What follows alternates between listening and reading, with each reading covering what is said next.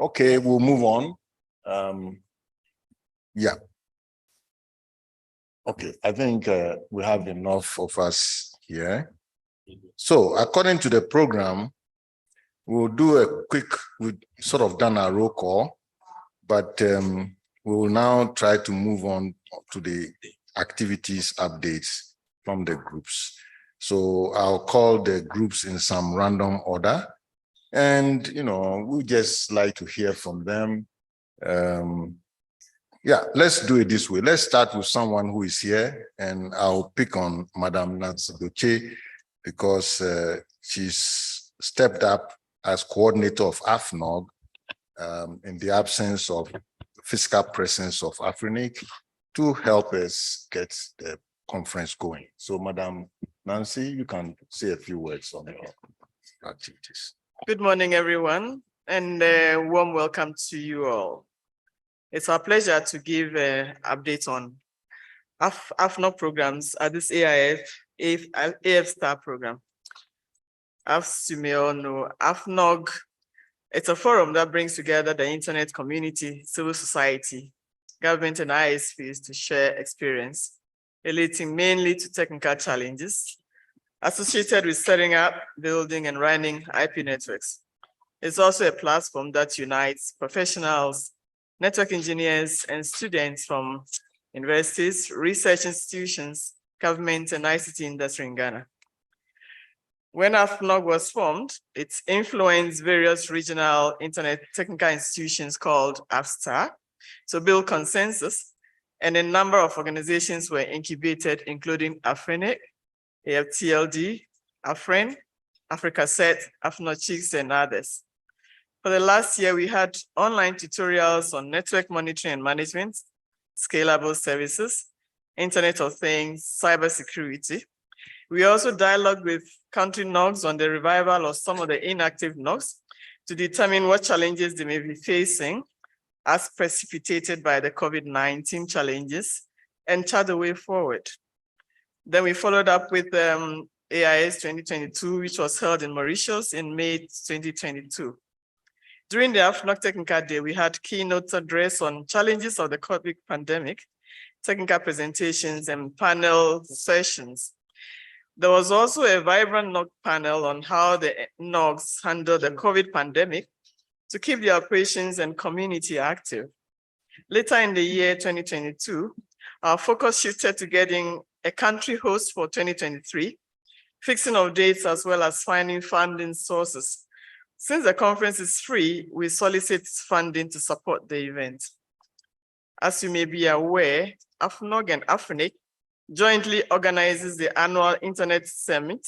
However, due to current AFRINIC challenges, they were unable to organize and participate in AIS as they normally do. AFNOG therefore had to step up and organize the AIS 2023 as a sole organizer this time around. We are, however, hopeful that there will be a turnaround and AFRINIC can once again take its pride of place in the Africa internet ecosystem. Some time was spent reaching out to stakeholders to agree on suitable dates as we shifted from our traditional AIS dates of late May to early June, and others have already fixed dates for their programs, and we needed to avoid overlaps since it's the same community. The next hurdle was to find the necessary funding to support the event. Fortunately, ICANN, ZRC, WACREN, Ghana.com, Terraco, iService Systems, NEMISA, CITA, USASA, Department for Communications and Digital Technologies supported us both in kind and in cash. Our country host, .ZA Domain Name Authority, ZADNA, played a major role by offering total support, cash and in-kind support, which has enabled us to run this event. We continue to promote and support the formation of network operators group in the various African regions, in various countries in the Africa region, who are offering in-country training and sharing best practice, taking AFNOG home, so to speak. We also participated in ICANN Digital Coalition for Africa conference in July 2023.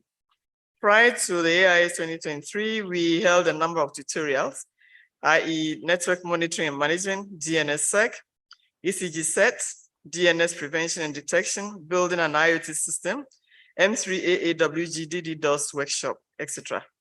As we transition from COVID to post-COVID, we look forward to resuming full physical training workshops shortly, as purely online training does not sufficiently prepare participants for industry. Finally, our success over the years seemed like just a foundation for bigger things, as new aspirations and new challenges confront the technical community. And it is our hope that we continue to meet the needs and aspirations of Africa Internet community. We wish you all a good conference, and we hope that you have a fruitful time here. Thank you very much. Let's give her some more round of applause. Her role is a top role. So we really thank you for your efforts. I think for the next round, we'd like to take someone who is remote so that we can maintain a good mix. I understand Africa Said, Jean Robert is online. So Jean Robert, without much introduction, you have the floor. Thank you very much, Prof. Good day, dear colleague, distinguished participant. Thank you for the opportunity to give a quick update about Africa Cert activities. As you may know, our mandates given by the communities and members are to provide a trusted forum for security teams from multi-stakeholders, government, private sectors, academia, commercial, to more effectively respond to incidents, promote coordination, cooperation, and information sharing among security teams.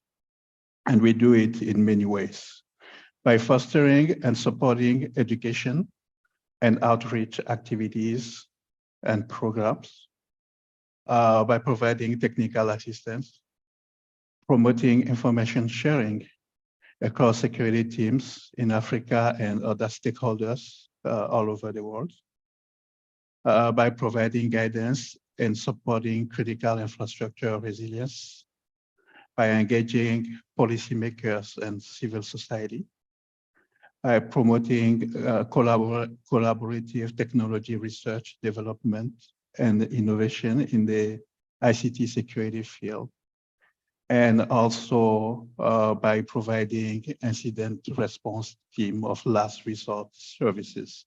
And these services, we do it also in collaboration with Afrinic and many of the stakeholders present today. So members comes from various sectors and various stakeholders. And to these members, we provide a couple of services. Platform for information sharing and communication.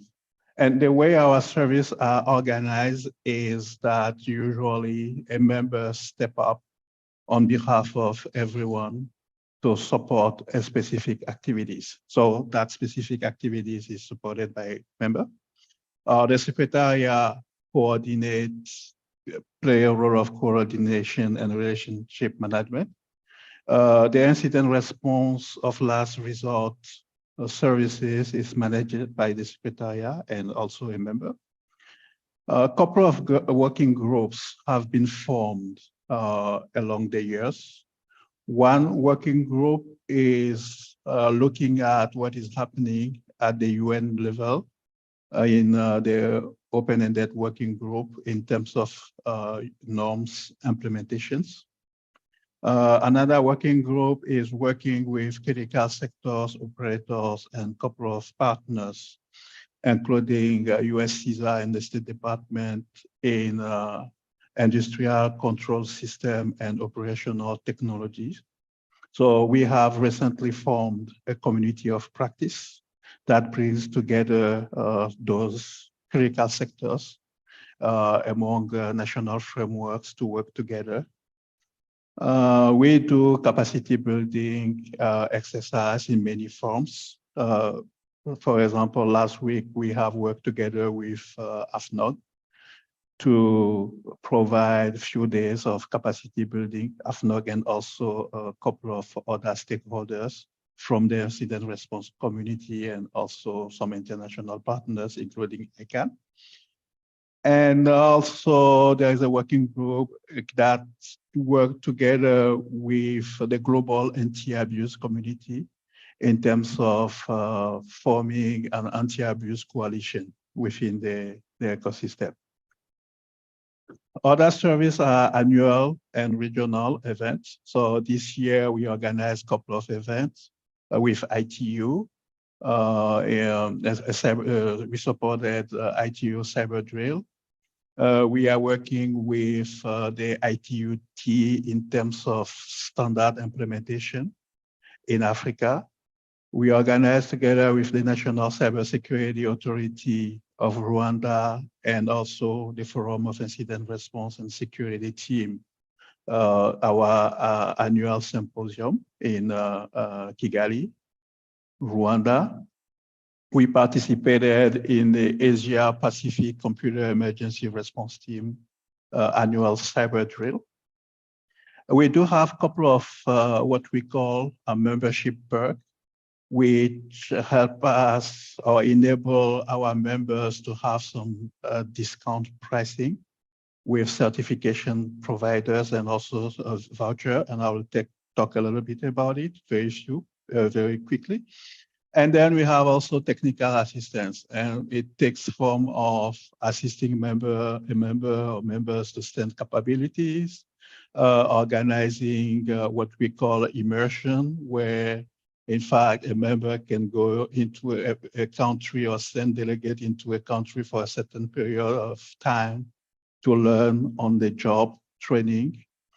We do coaching, maturity assessment, standard implementation advice, and also trust group introduction. So in terms of capacity building, as you know, capacity building being important. This year, we formed a partnership with ISC Square. In fact, it started last year, where we train as part of our Train of Trainer program, about 100 CSSPs. This year, we started together with ISC Square and the 1 million cyber certified in cybersecurity program. We have at this time 540 participants in the program. Our target is to reach 750 by the end of this year. It's still open. You are welcome to join. Just send an email to the secretariat. We do work also with a couple of other certification providers to get some voucher for them and train our trainers that now deliver training within the ecosystem. We have developed a new course that will be given for the first time, probably next year. It is still in the stabilization period on cyber risk for board members and executive leadership. We co-chair the Smart Africa Cybersecurity Working Group, and that working group has delivered a document that is called the Continental Cybersecurity Blueprint. In this document, in fact, there are some set of action for various stakeholders. 48 set of action for government, 30 set of action for political and economic union, 15 set of action for non-governmental organization, 30 set of action for the private sector, 7 set of action for academia, 14 set of action for civil society and citizen, and 13 set of action for civil society. So we are currently working with other stakeholders and sister organizations to come up with a minimum standard for information security in Africa. We have released a document for the United Nations Open-Ended Working Group on understanding and implementation of UN norms of responsible behavior in the cyberspace through the future work of the program of action. We have made a publication also on cyber incident management in emerging economy. Couple of upcoming activities. We will the first week of November, we'll be having the third week of November, we will be having our third Africa Cyber Drill. It is an exercise where we bring our stakeholders together, members especially, but also we allow, when we are able to establish trusted relationship with other stakeholders, we allow them to participate in the exercise and the scenario. And it is to measure from the threat intelligence information that we have gathered along the year. We then translate that into exercise. Then we build an annual series of exercise among a week where we test the capabilities of our members and participating team. This year, we will be doing that in collaboration with the SADC region. So there will be a joint event between the two organizations. And we are already preparing our next year symposium. That will be in April 2024 in Morocco. And we have recently joined ICANN and other stakeholders for the Coalition for Digital Africa. So thank you very much for the opportunity to give you a brief overview of our activities. Thank you, Prof. Very much for that. Yeah. Please, some more. Clap harder. Two brief announcements. Right, one of it is, please, would you, if you want to ask questions, you write them down so that towards the end, after they've done the update, then you can engage with them as well. So that's the first one. Okay. Yeah, the next will be for me to introduce, and we call it African, meaning the African ICANN community. And typically, the vice president tends to update us on that. In his absence, I think Yaobi Aton will do that job for us. So you have the floor, Yaobi. Thank you, Professor Nee. My name is Yaobi Aton from ICANN. And we want to thank again the FSTAR, especially those organizing, leading the Africa Internet Summit. So we are very glad to be here again. We have some people from ICANN here, and you have the opportunity to hear more about some topic.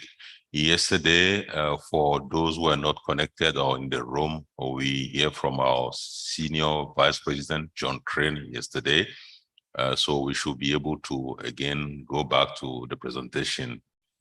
The update we want to share is we are happy to continue working with the AIS because it's a good venue for the community to keep engaging with the ICANN.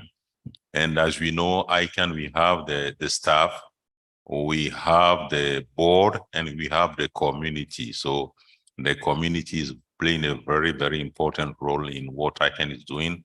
We have what we call the supporting organizations and the advisory committees.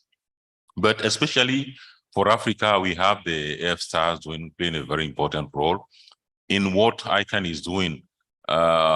We have AFNOG, who is doing a very important role in capacity development. So since many years now, we have ICANN, AFNOG helping the community, African, the continent on that role. Also, we have also AFRINIC, also for the number area.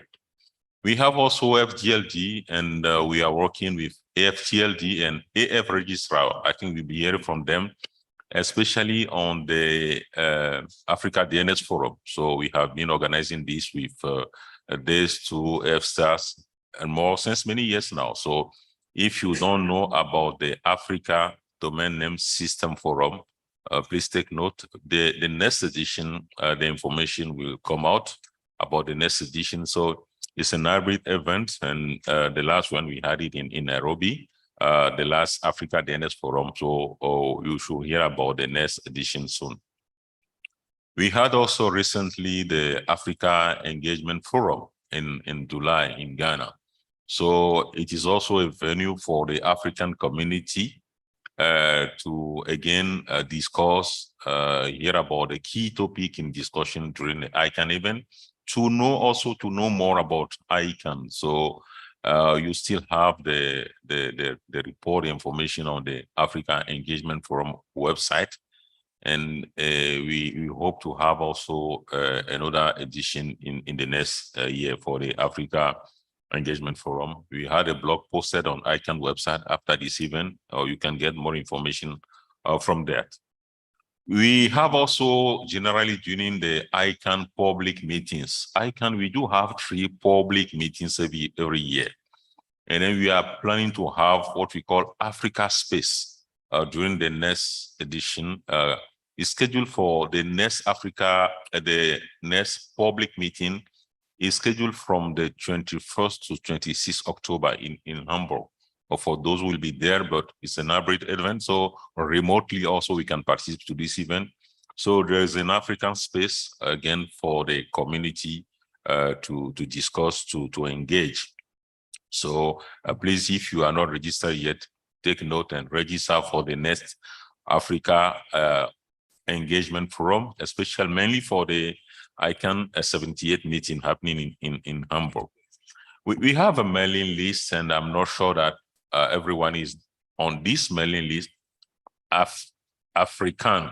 So this mailing list, if you go to Afrinic website, you search for mailing list, you will see a mailing list African. So you are invited to subscribe to this mailing list, because it is for this mailing list for the African community interested, African internet community, and those who are already involved or those willing to be involved on discussion related to the internet. So we have this mailing list we call African, and feel free to join this list. What we want to share again is that we have a session tomorrow. Tomorrow is like ICANN Day. We used to have ICANN Day during the Africa Internet Summit. So tomorrow we'll have more time to share more update with you on some current important topic.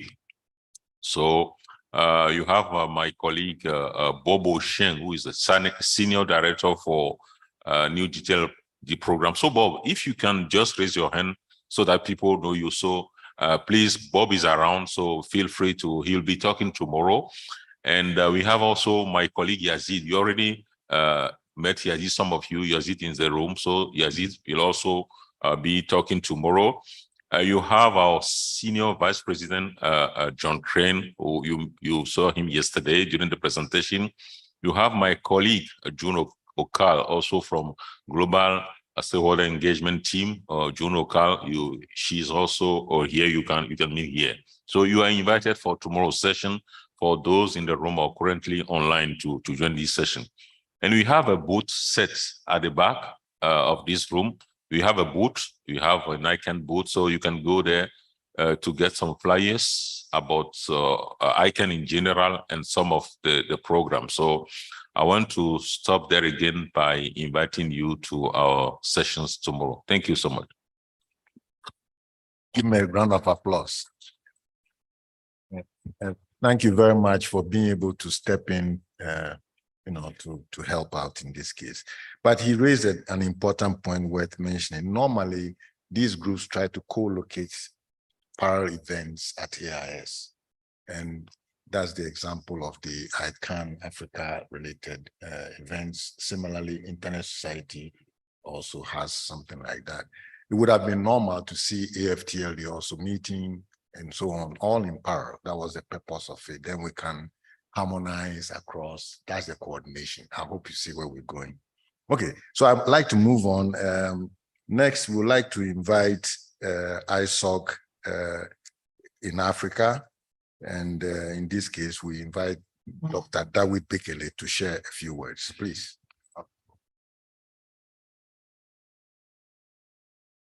Thank you. Good morning to all. It's a great pleasure for me to be here after 4 years, because I haven't been here at the IIS for the last 4 years. I would like to say a few things about the Internet Society before I talk about the update, because I see some new faces and you might have heard in presentations earlier about ISOC, which is our short name, and Internet Society. So we are a non-profit membership organization. We have أريد أن أقول okay, I don't know what's happening. Okay, we have about 100,000 members around the world, and more than 30,000 in Africa, 130 chapters around the world, 90 organizational members, and 140 Internet Society staff around the world, and many of them here in Africa. So we have many activities around the world, and it's very difficult to talk about all of them, but I will try to talk about some of the most important ones by starting with the ones that we are doing. We are working to grow the internet.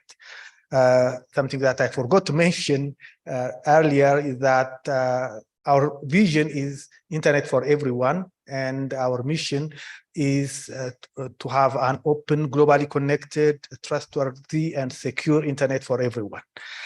And we do that by having activities that grow the internet and that make it strong. So to grow the internet, we are working on connecting the unconnected. So there are places that are hard to connect, where the regular solutions might not work easily.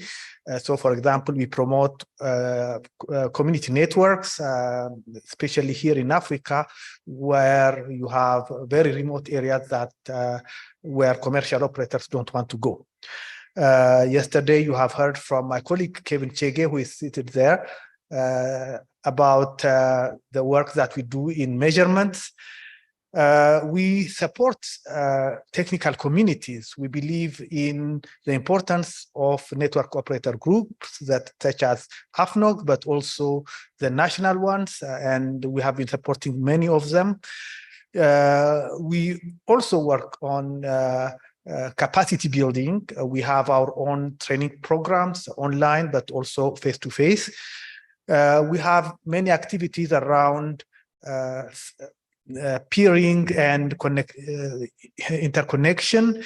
In particular, many of you know our AFPIF, or African Peering and Interconnection Forum, that took place just a month ago in Accra for the 12th or 13th time, and that has become really a very important event on the continent.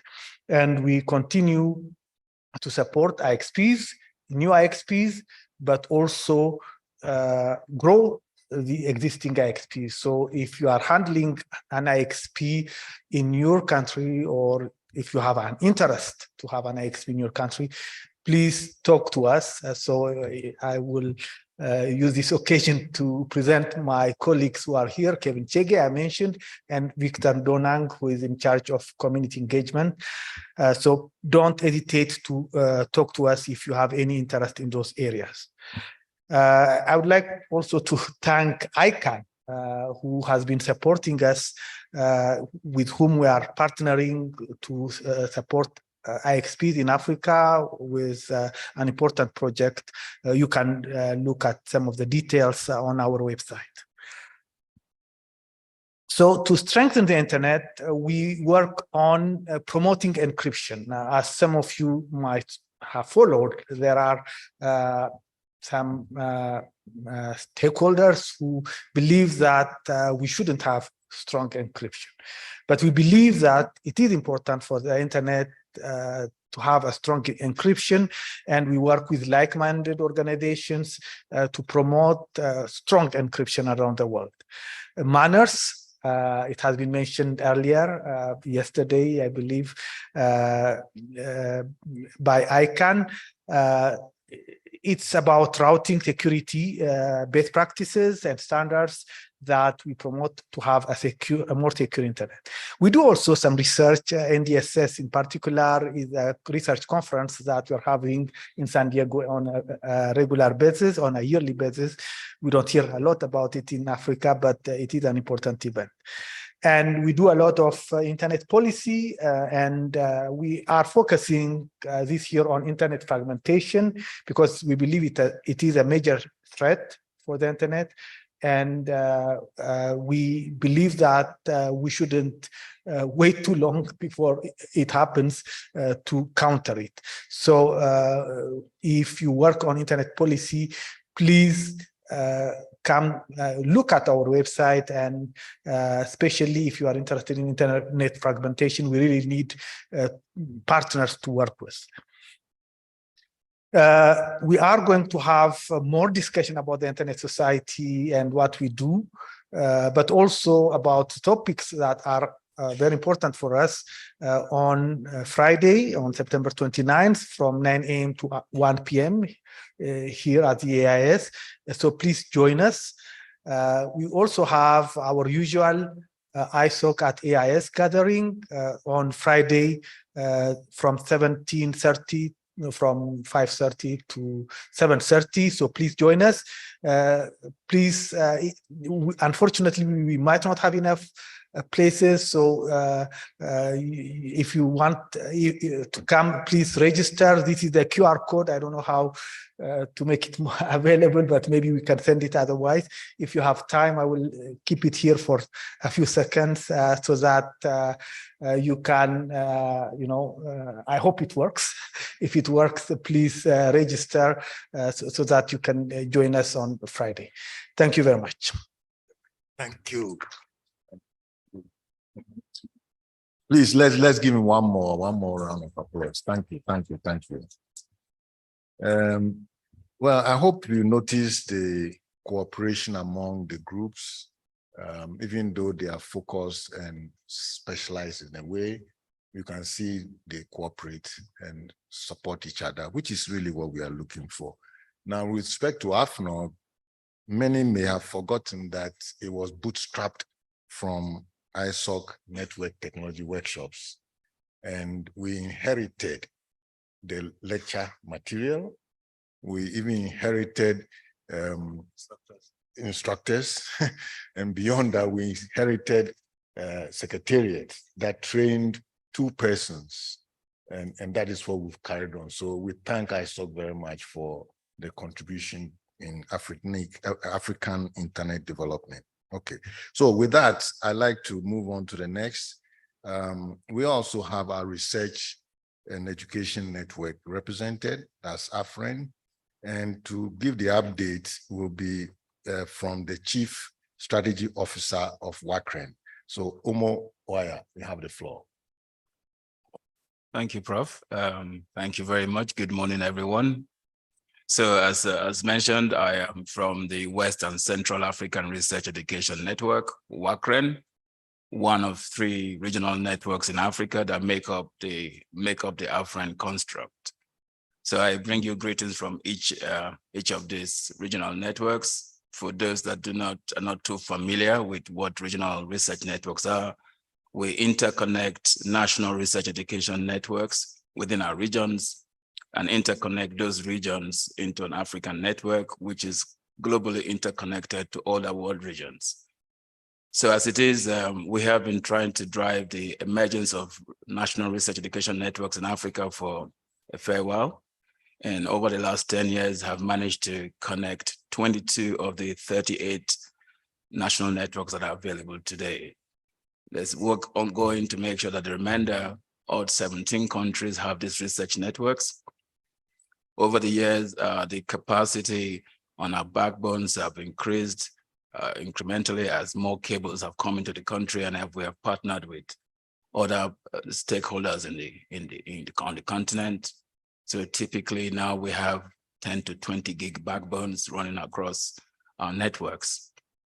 We have also, as the focus has gone from connectivity, not to say the connectivity problem has been solved, but as the focus has gone on to above the net services, we have collaborated across the continent for some fundamental education specific services. One has been identity. So some of you might be familiar with the trust and identity frameworks that exist across the continent now in the form of EduRoam and EduID.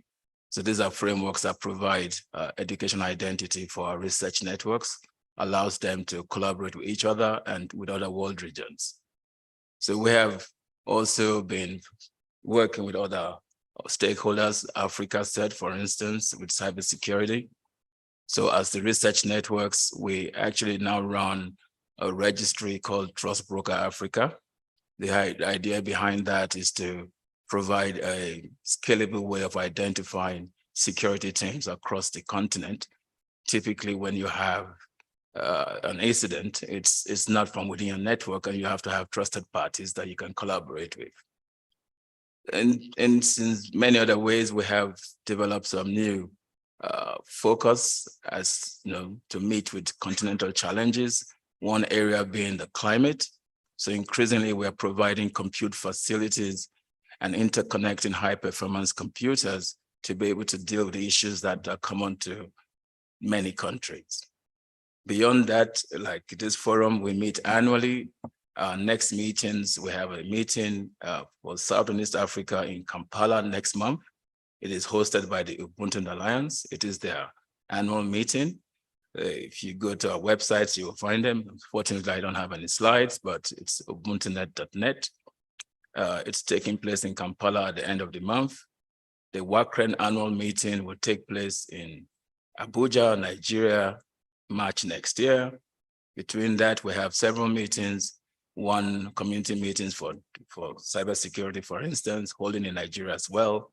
We're looking to partner with the different African stakeholders and the regional economic community in the West African region, ECOWAS.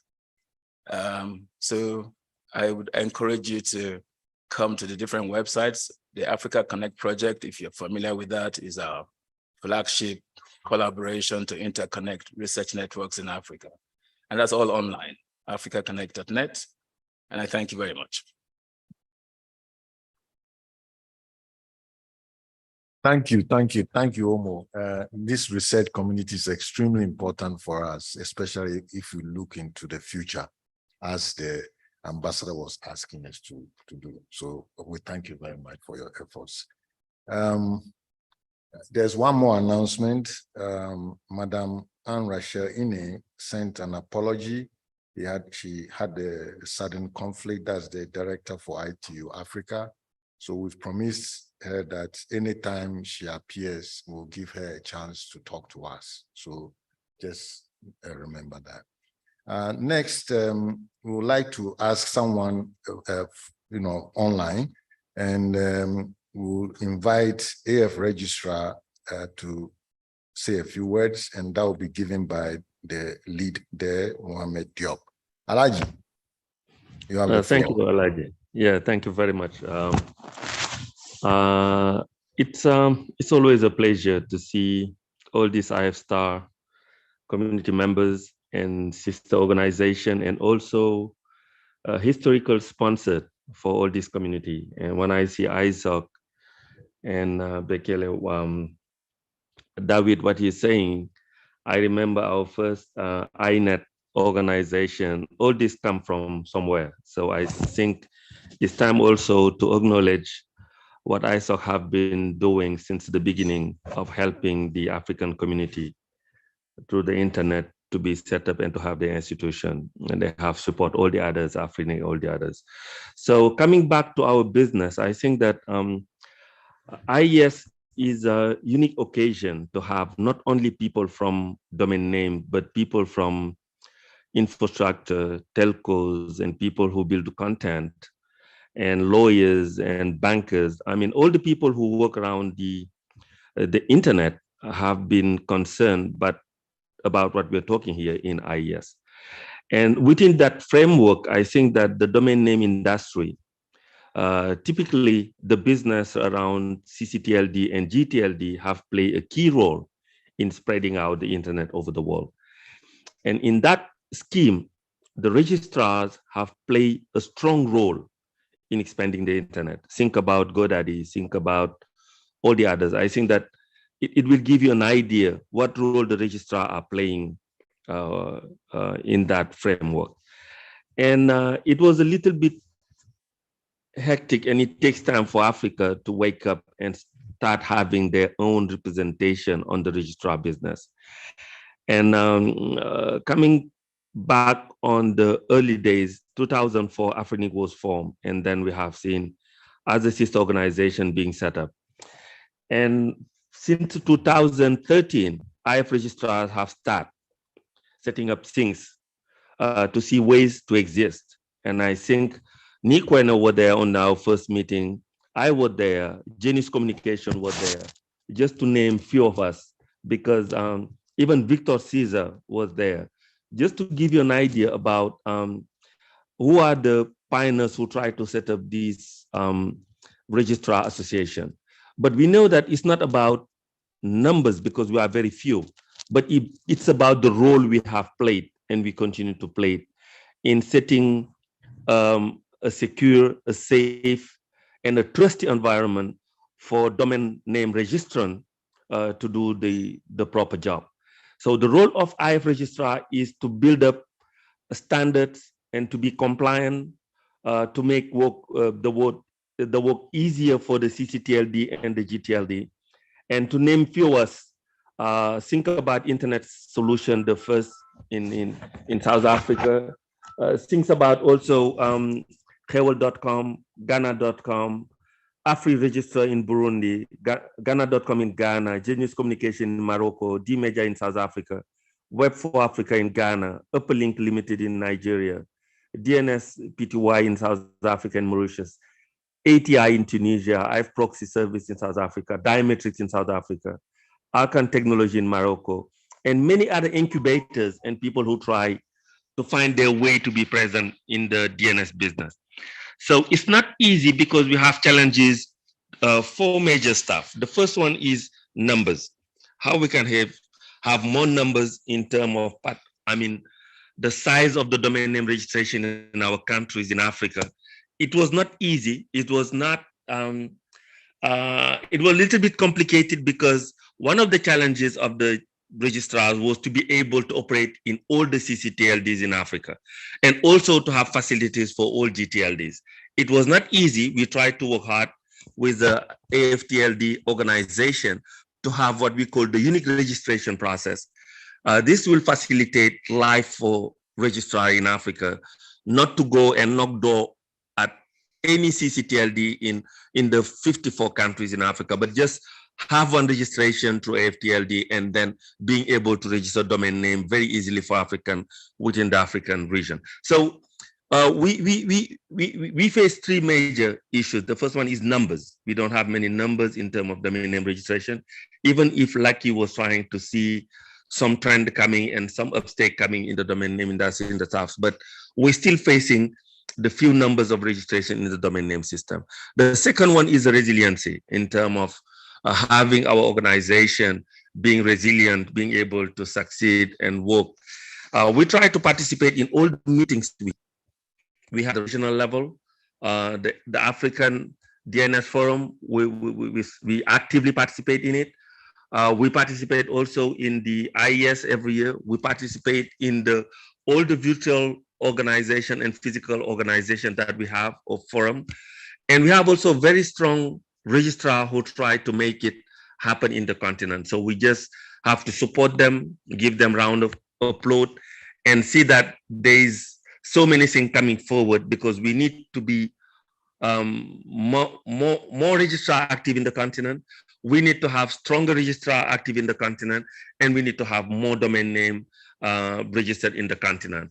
And for doing so, we need to have incubators. We need to support resellers in the continent. We need to make them adopt standard and be in compliance with all the standards that we have set up for the domain name to be safe, reliable, and trusty for the end users. So this is really the message I want to share with you. Things are coming. We need more people involved. We need more accredited registrar, ICANN accredited registrar in the continent, but we still have that number stucking around 13 or 14. And I don't think that it's enough in order to make the change that we need in our continent. Thank you very much. I just want to share this couple of ideas on update regarding what we have done so far. Thank you very much. Thank you very much. Let's clap for him. He's far away. He won't hear us otherwise. Thank you. Thank you. Yeah, next, we would like to invite someone who is well known to the local community here. He's a very good friend of mine, and he will be speaking on .Africa. That is CEO of Registry Africa, Lucky Masilela. Please, you have the floor. Thank you, Doc. I think it's a pleasure to be part of this community, the AF Star. It has been very important for us in the journey that we have traveled in first getting this company, this entity called Registry Africa, which today is better known as .Africa.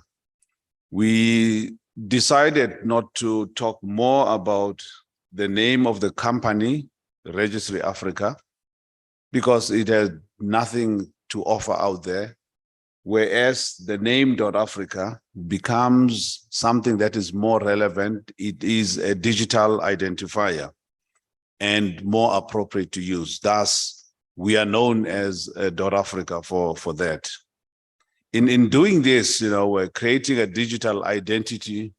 For us, it was this huge task of understanding that we are not just dealing with any name. We're dealing with a name that belongs to a people who are culturally solid, people who are diverse culturally, economically, and otherwise, people who are a youthful nation, people who are 1.2 billion and still growing, the fastest growing population on the world. So it's always a big task to offer any service for such a diverse nation, a diverse people or citizens. It also means putting the continent, Africa, on the spotlight, putting it out there for it to shine, to be this thing that is very beautiful at a global level and beyond. Now, I think for us today as .Africa, we can focus on the core business, and that is the business of growing the domain name. Now that we have all the things that were pulling us down are behind us, we can now, with all earnest, begin to grow the .Africa domain name. And this is through a number of campaigns. This is through ensuring that we have outreach programs across the continent. This is through ensuring that we have a differential pricing strategy that will enable this growth and easy acceptance of the domain name. Now, besides the campaigns and growth, we think that one of the most important things that we had committed ourselves to was the establishment of the .Africa Foundation. That I can tell you today that the .Africa Foundation has been established. It is incorporated or registered in Mauritius, and it has a diverse board, members coming across the continent. And we are proud that the task that the board had cut itself for, or the council, were referred to as a council, is to address issues that are of a continental interest. One, issues of content, beginning to translate content in the numerous languages across the continent. You can understand this is not going to be an easy task. It's going to be a huge task, and it requires a lot of resources. But we have to commit ourselves to that. And these are some of the tasks that are given to the foundation to undertake. The next other task that we need to achieve under the foundation is an issue of growing CCTLDs across the continent. We need to make sure that across the countries and the continent, each CCTLD has its magnified growth that is possible. We need to make sure that each country can grow in terms of the domain name usage. And that is going to be one of the tasks that is supported by the foundation. Another thing that is key for the foundation is, which is to grow a domain name and spread it further. You need channel partners, you need relationships, you need a market. So this market, in our view, it's the registrars. We need to be growing the registrars who naturally are channel partners. They are able to extend and attract a market. And also they create an environment for your CCTLD to be accepted across the spectrum. And these are the things that we task the foundation to undertake or make sure that they succeed upon. Then the other one, which is even bigger, is addressing the Pan-African ICT program. So all of these initiatives, all of these programs, they require that we have sufficient resources to win on them. And this is why it becomes a clarion call to all of us that we have to have a conscious, a deliberate agenda of adopting .Africa as one of our identifiers in the list of identifiers that we have. This doesn't take away from you using your .ng or your .ke, but it complements, it adds to the beautiful names that you have across the continent. Now, the next thing that we are looking at as .Africa is we are looking with a lot of excitement, and at the same time, it's almost a paradox situation for us, the next round of GTLDs, because we have our own experiences coming from the round of the new GTLDs, whereby we were successful in attaining .Africa, which is in 2014. Now there is another round that is coming, and our experience has not yet settled for us to accept certain things the way they are. But we believe we will talk through those things. We will go through and engage effectively to ensure that the continent can participate. Now, the challenge is the next round must not marginalize the continent. We need to have a deliberate strategy that includes or that will bring some of the players from the continent. And how can we do that?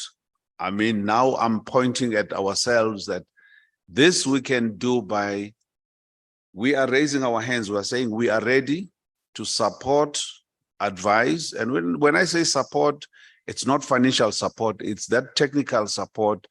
It is that knowledge that we have gained over the years, advisory services, consulting services that we want to provide to any applicant on the continent that is eager to have a name that they want to have included in the next round of the GTLDs. Finally, one of the things that we have been doing is the Abuja Declaration, because we are a product of a number of declarations, from your OR Tambo Declaration, your Abuja Declaration, your Sharm el-Sheikh. They all defined and shaped our agenda and the things that we must be achieving upon. So we were tasked not only to apply for .Africa in the English format that we know, but to look at other variants of .Africa. .Afrique as an example, which is in French, AFQUE. How do we do that in the next round? And how do we make sure that these names in different variants are also recognized under one subset? And these are the challenges that we need to be dealing with when we talk to the new round of names coming out. On that note, I want to thank you, and thank you for listening and joining us. Let's give me a good round. Yeah. I remember Lucky also had to struggle through some long drawn out legal challenge. So congratulations for surviving and building out Africa. We like it. Yeah, we like it. The spirit is not to give in to those who want to exploit. you should try and remain steadfast so that Africa can be truly free. Next, I want to see if AFTLD, someone from the ExCom may be willing to talk. Is Professor Sarr? Would you be willing to say a few words? Professor Sarr? Please come to the front. Oh, use them, or you can use a mic. No, come. Please come. Normally, AFTLD should be seated here, so just say a few words. Thank you. Thank you, Professor. I am Idrissa Sarr, and I am part of ExCom, AFTLD ExCom, and I didn't prepare a presentation. So, as someone said yesterday, it's like an ambush. Okay, but I will briefly give you an overview of what we are doing currently. As you may know, AFTLD is the association of top-level domain name of Africa.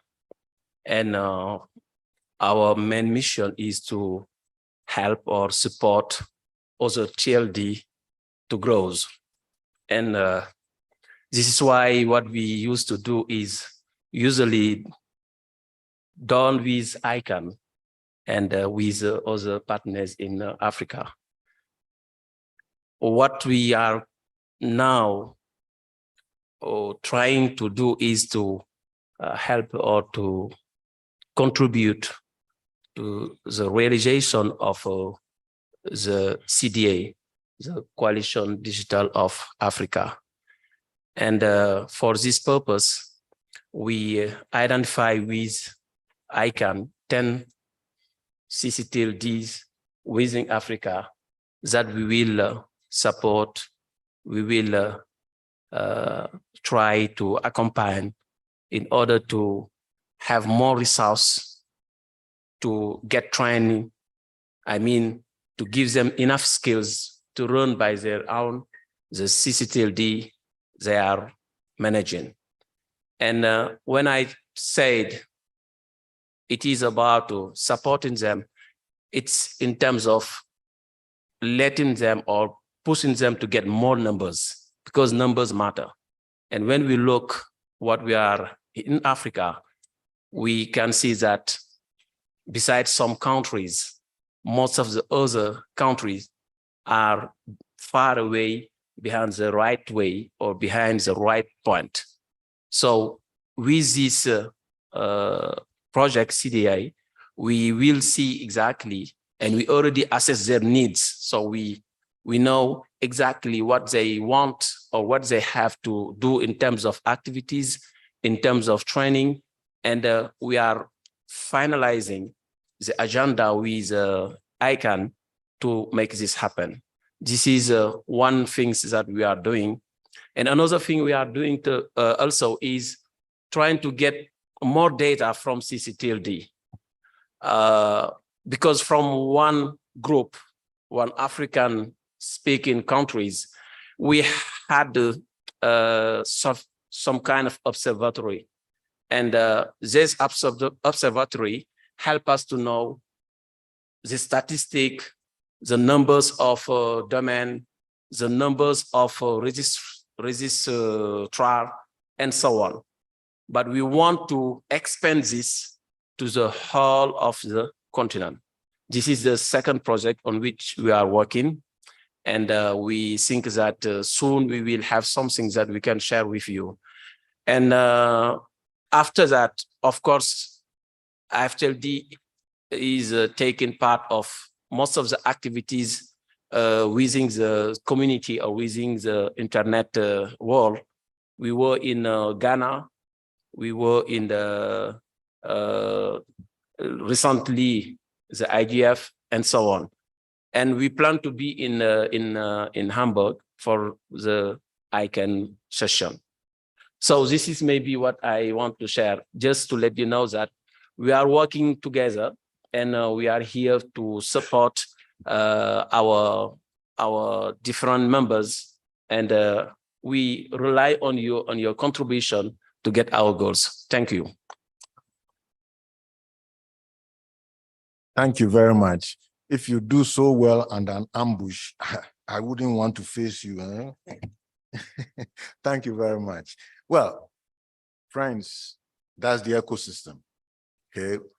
Before we open up to receive some comments or questions, I'd like to find out whether anyone online is willing to speak about Afrinic.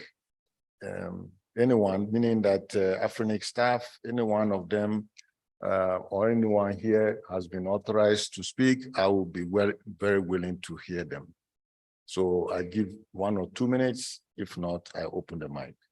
If they don't raise hand, I open mic.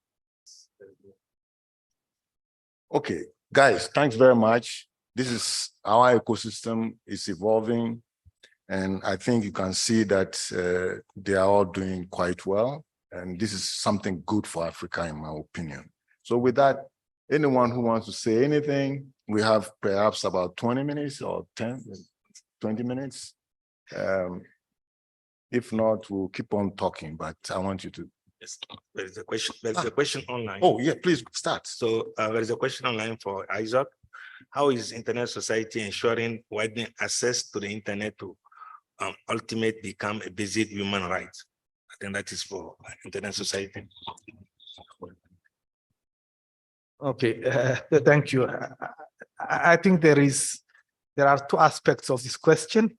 The first one is probably political one, mentioning it as a human right. Until now, I don't think there is any UN or any other treaty that considers it as a human right. We are getting there, but we are not there yet. And I'm not sure that it is a human right. I think it is an important enabler for many human rights. Freedom of expression, for example, is a human right, and internet is an important enabler for human rights, but I'm not sure that we can consider it as a human right. So I think I will not say much about this because I am not an expert in it. The other aspect is maybe technical, business, so practical. So what we have seen in the last decade is that there is some kind of plateauing of access. So we have seen a lot of improvements, and especially in Africa. I remember when I joined the Internet Society, there were less than 5% of internet access. Now there is, I don't know, depending on the on the sources, 30% or 40% of access, which is a great progress. But we need more access, especially today. Everything is going online, so anyone who is not online is really missing a lot, and we shouldn't accept that anyone is left behind. So what do we do? As the Internet Society, we believe that the regular solutions don't work. We have to find new solutions for those who are not online. So, for example, we believe that there are areas that are not commercially viable. So are we going to say, well, you are not profitable, so you shouldn't be online, or should we find new solutions that work for them? And that's why we are working currently on promoting community networks that really work for some areas, as for example, a non-for-profit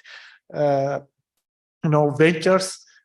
So we believe that we need to find new solutions to connect more people. So that is what I suggest, and that should be, I believe, what all of us should pursue, because we want development for our country. Our country is in Africa, and this cannot happen if we leave behind 60-70% of our population. Thank you. Thank you, Mark. Good morning, everybody. One of the hats that I wear is that as an ambassador of universal acceptance. What does that mean? That means that domain names themselves should have not just the standard ASCII A to Z and 0 to 9 and a hyphen in their domain names, but also be allowed to have, for example, the French word for coffee is café, where the E has an acute accent over it. Now, I can actually type that on my keyboard, so it's not difficult to do. But yes, I am limited by what I can do with the keyboard. Anyway, that means having domain names with funny characters in. So I have a question for my good friend Lucky. So regarding .Africa, before adding Africa in languages such as French, Portuguese, etc., and I'm explicitly missing out things like Arabic for now, because I don't understand Arabic. Surely you need to add IDN to .Africa first, so that some of these, the French, etc. type people, and there are more French-speaking countries than English-speaking countries in Africa, get them on board, and then surely it would be a lot easier to convince ICANN to potentially provide the other identifiers in those different languages that mean Africa. So when are we going to look at getting IDN, internationalized domain names, into .Africa?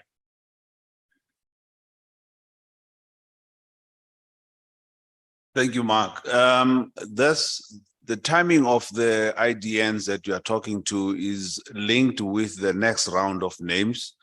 We would want to explore that possibility, engaging with the stakeholders across the continent to see the readiness for countries, especially north of Africa, where the script, the Arabic script, is written different to what we know and to be included in the next round.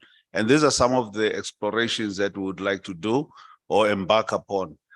The other joy that we have is that the office that is dealing with this matter is no longer too far from us.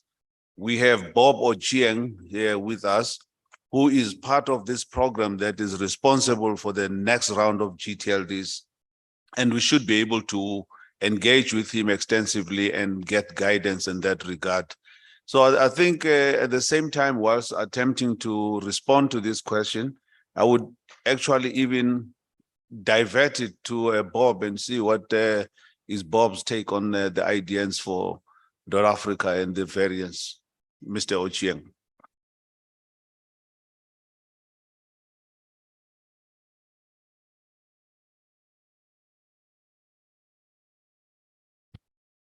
So probably just to confirm that we do have a dedicated session tomorrow.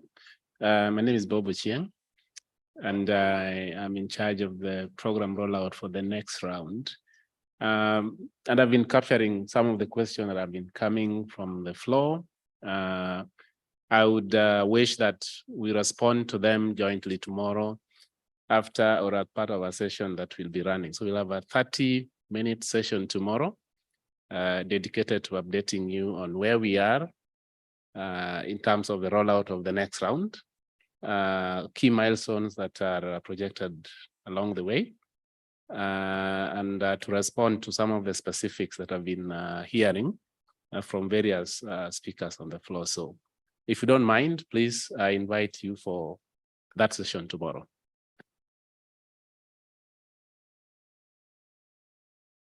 Thank you very much. To add to what my colleague Bob said, we have just 30 minutes tomorrow. So it will be good that we approach Bob here today so that he will try to give us the maximum from tomorrow's session.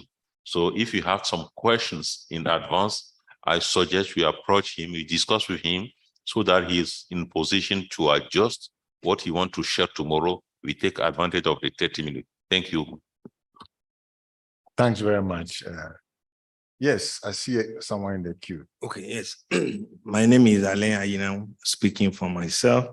So I have to come down here to speak for myself because over there I'm playing the secretariat for AF Star. Okay. So I want to ask, because yesterday we hear an event and today the ambassadors about talking about having a meaningful internet access and also helping the disabled. So my question is going to go for all the panelists, Isaac, the RAN, and etc. How are we? Because we are still fighting for internet access, but now people say we need a meaningful internet access. So what do we mean by meaningful internet access? Okay, and how can we help the disabled? Because if we are saying that we don't want to leave anybody behind. So thank you. Okay, I wonder who would like to respond. It's open. Yeah, Omo. So on the topic of the disabled, I assume that means inclusivity. So it's about including everybody.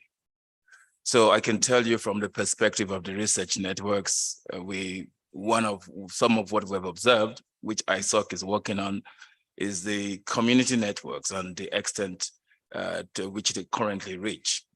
So within the research networks, we have been discussing ways in which we could leverage national research networks to extend what we have to the communities. I thought this was a good opportunity to bring that up.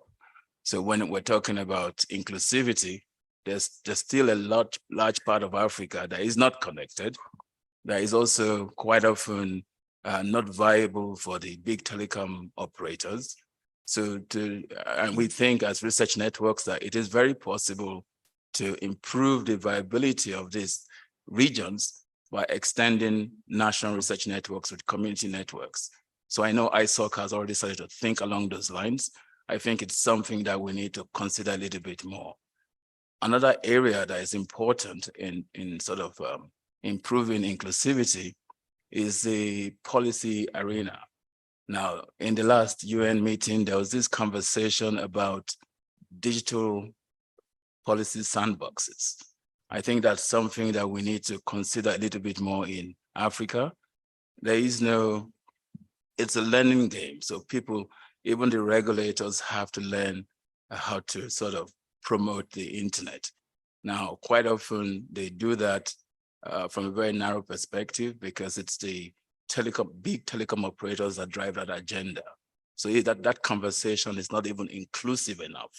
And if it is not inclusive enough, then the opportunities for these other sort of underserved areas never really come up.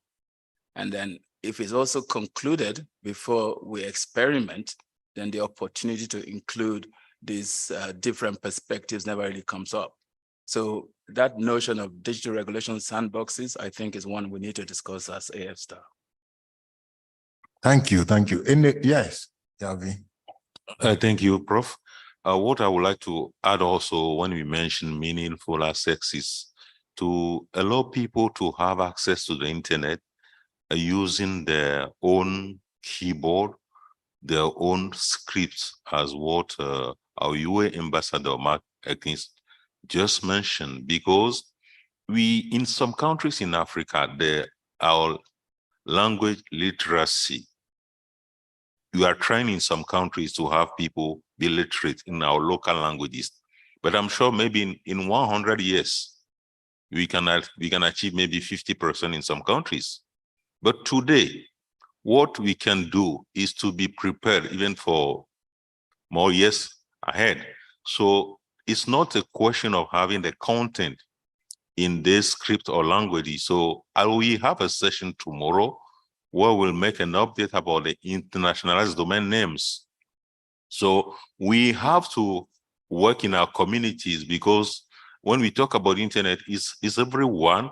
Language specialists, I can give you the case of Ethiopia, for example, where the community in Ethiopia was able to be together to define the script character, the code that can be used in their languages. So it's an appeal. But tomorrow, during our session again, update at Ghana, but we'll be able to talk about this And then when the question was about Africa, for example, even today, we are all fine to use the Latin, the ASCII characters for Africa, for example, we are fine with that, even French-speaking Arabic. It's time to be prepared. And then I think we'll be talking about all this tomorrow. So meaningful, being able to access the internet, not the content, just the content, but like the domain name using our own script and characters. Thank you. Yeah. Let him, please. Before I let you, there is a comment in the chat room from Flora. We have the Africa, and from what I heard, they are working on Point Afrique. Why it seems that French countries are late. So they have a question mark, but so why it seems that French countries are late.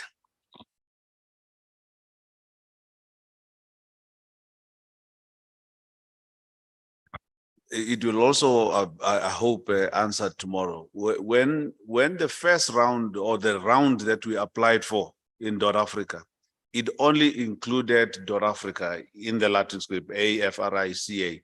It did not include Afrique with the QUE, the French version or variant. So it is not being late. It is just that in the list of the names that were made available for application for, Afrique was not included. And this is why we're saying it has to be included in this round coming.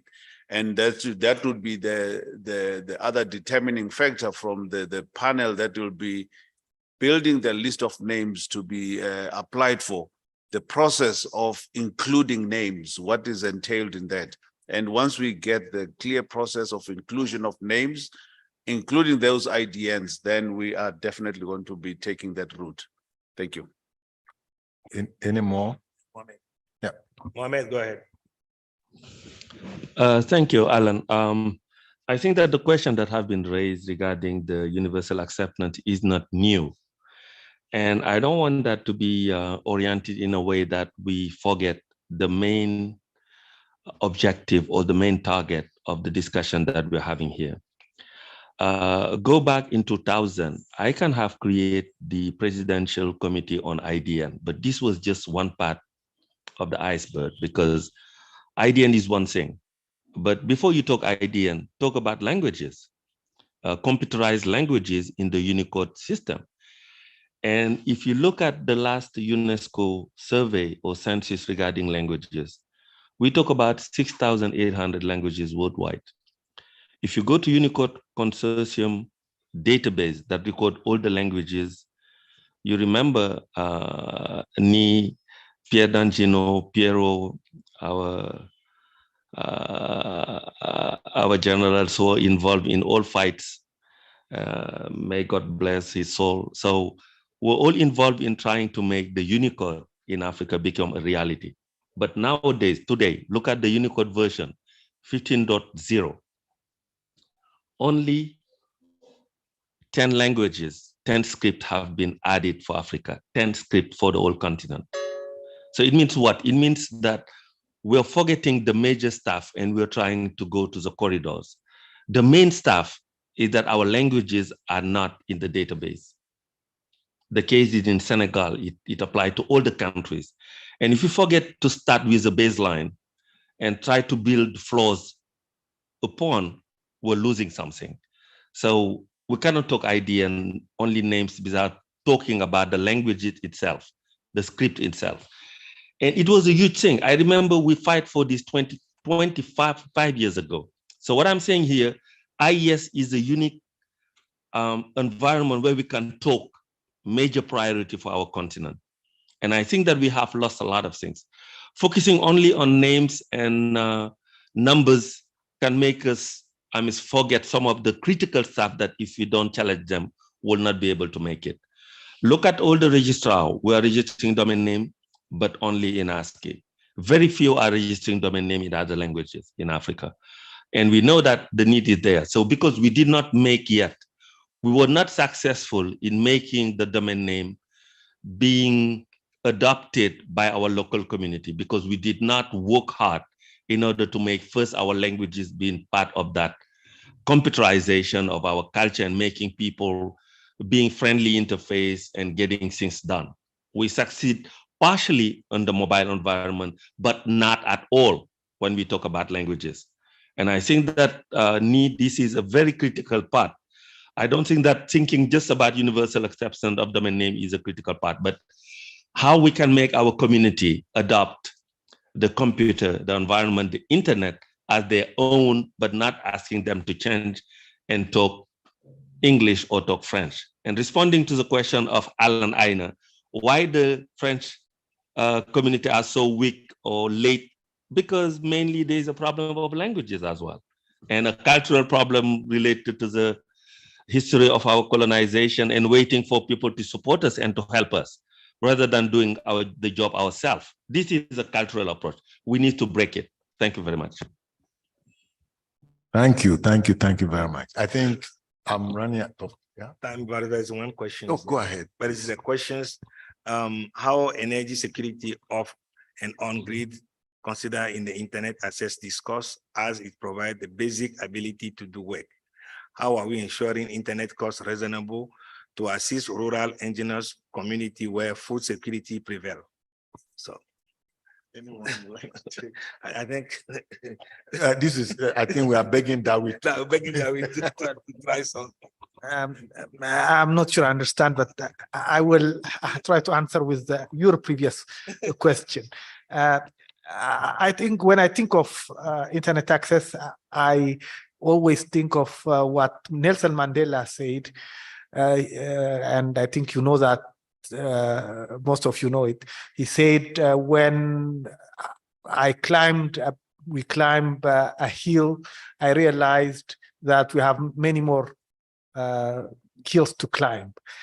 And I remember in the 1990s, when some of you came to the UNECA and we had presentations by Mike Jensen about countries that were connected and that were not in red, etc. We thought that when everything is in green connected, then that's over.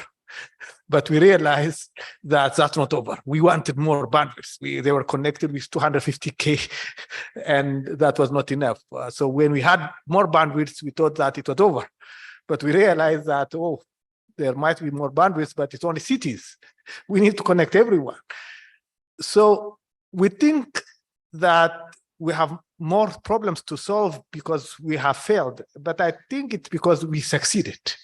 It's because we have been able to achieve much more than we thought was even possible, that we have more problems to solve. And I think that is a good thing, and we have to be ready to solve those problems, and there are many of them, and I think we are many of them. There are many young people who are joining the community, and there are more institutions. For example, the African Union has a digital transformation strategy, and we all have to support it, so that people we even didn't think need to access internet, like people with disabilities, really have access. And I think it is doable. The technology is here. We have so many tools that are available today that are not available today, that were not available.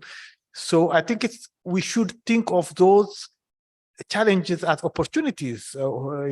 Jobs, for example, cybersecurity, we often see it as a problem, but it is a job for many people, and those jobs should come to Africa. I think we should work on empowering Africans so that they don't see these as problems, but they become part of the solution and benefit from those solutions. Thank you. Thank you very much. That's very positive. But I know you're Oliver Twist. You're never satisfied. Me, I started with 9.6 to connect Ghana. Now I don't even know what they have. And they are still not satisfied, including myself. Anyway, I like to get my panelists to make brief closing remarks so that if they want to respond to some other questions, they are free to. Can I start with you, Lucky, and come this way and then go online? Thank you, Prof. Again, I think for us, the challenge remains. Which identifier should be accepted? And in the equation of IDNs, how far should we go as a continent in considering the best way of making sure that the continent is connected? And a question must be asked, are we certain that we need more than the Dot Africa that we have? And we're looking at other variants beyond that and other ideas. But if that is one of the things that the continent feels can be accommodated, so be it, and it can be considered. Thank you. Thank you, Prof. It's I'm going to have to comment on a bit of what he said, because I come from a region that's predominantly French speaking, so I suppose I can say this, but I don't see the point of having the Dot African domain as Dot Afrique. Now, I can understand the argument for African languages, but I don't understand why we would pursue another foreign, what is actually a foreign to African language in a domain that is supposed to represent our identity. So, but beyond that, I look forward to the opportunity, continued opportunity of working with the other AF Star. And thank you very much for the opportunity. Thank you. Yalvi. Thank you very much. I just know that we need to have more discussions about the ADN. For information, Africa, Afrique, they are all part for the ASCII, currently ASCII. So we need to contribute. There is a lot to discuss internally in Africa. So we have generation panels for ASCII, for Latin scripts. We have generation panel for Arabic scripts. So feel free to go back to the discussion on these various group lists and contribute to them. And we hope to see you again tomorrow in our various session during the Africa Internet Summit. Thank you. Madam Nancy. Okay, the AFSTAR institution that we have is what we have currently. So I encourage everybody to get involved in the AFSTAR in order to develop a better internet ecosystem for Africa. Thank you.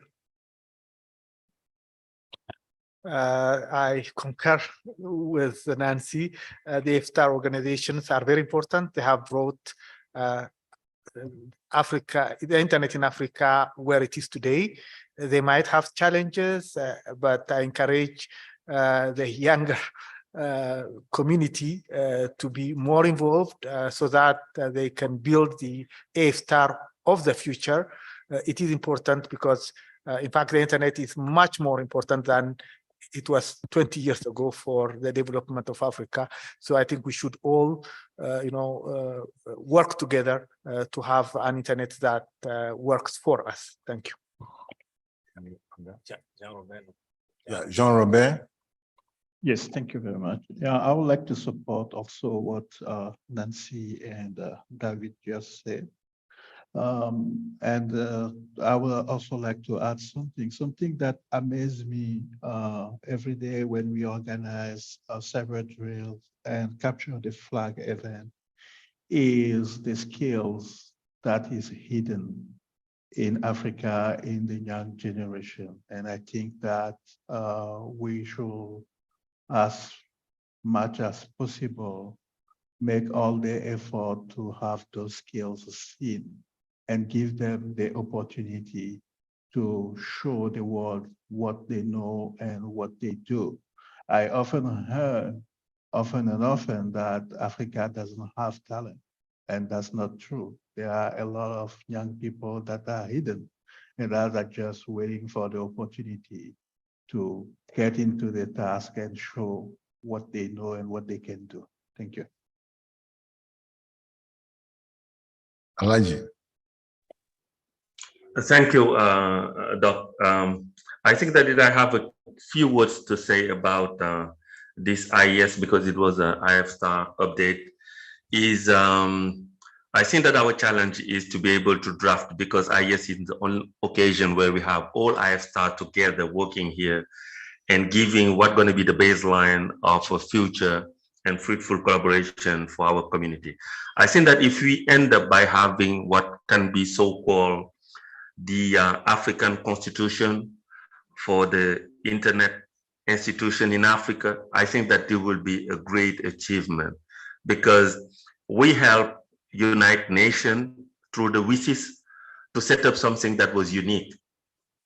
And after the WSIS 2007, 2000 and 2005, we create all the updates that have come through the ICANN acceptance at the international level and so forth. So I think that we can make it. What we have achieved at the global level, we can make it at an African level. And I think that if we work hard in setting a roadmap on a brief description of what's going to be our priority, common priority to all IFSTAR organizations to be more powerful, more successful, and more useful to our community, I think that we'll be able to achieve something through the IES Forum. Thank you. I guess we've come to the end, and I'm sorry for keeping you longer than I promised. I can say that you've seen the ecosystem, and you can see that they are trying to cooperate, and they all share a common vision of internet in Africa. And you notice they try to support each other, and therefore it appears we can conclude that any damage to any one of them affects all the others, and they all respond. And I hope with that, we get a message that we take with us. I'd like to thank the speakers and for sharing their thoughts, and very deep. And at the same time, I also like to thank the audience for sharing some more, and also for engaging with us overall. So with that, the session comes to a close, and let's give ourselves a round of applause. Thank you very much. I really appreciate it.